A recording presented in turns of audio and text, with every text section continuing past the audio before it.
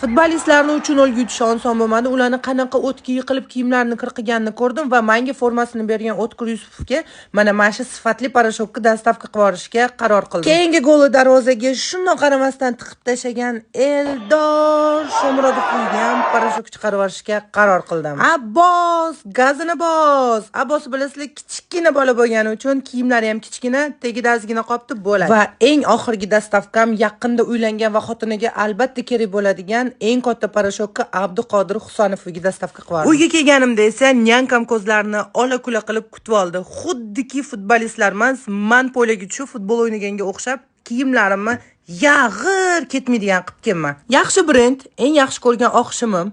Ketish qiyin-ov, menimcha ketmasa kerak yo'q deb o'yladim. Kiyimimni alishtirganimda esa futbolkamga bayroq tekkanini ko'rib juda ham faxrlanib ketdim. O'zimni shaltoqligim bilan albatta.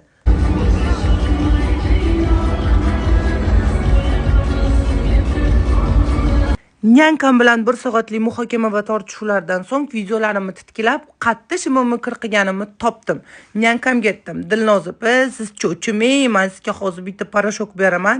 Shunday ishqalashingiz ham shart emas, kirmoshniga tiqib yuboring. Top-toza bo'lib chiqadi. Shim kir ko'rmagandek bo'lib ketadi" deb qo'llariga parashokni ushatdim. Spartan kompaniyasining ko'ngilchivash brendi Germaniya mahsuloti bo'lib, Yevropa standartlariga mos qilib chiqarilgan. Undan tashqari boshqa parashoklardan ajralib turadigan 5 ta xususiyati bor. Gipoallergichni yo'lashdan boshlab ishlatsanglar bo'ladi. Qo'lda ham, kirmoshni ham yuvishga mo'ljallangan. Undan tashqari 2 barobar kuchliligini hisobiga 1,5 litrlikda 50 ta stirkani qilsanglar bo'ladi. Va qizlar kiyimlarning rangini ochib yormasdan dog'larni zo'r ketkazadi. Hattoki kiyimdagi tekkan, moy, tush, pomada hammasini cho'tga ketkazib beradi. Mana isboti.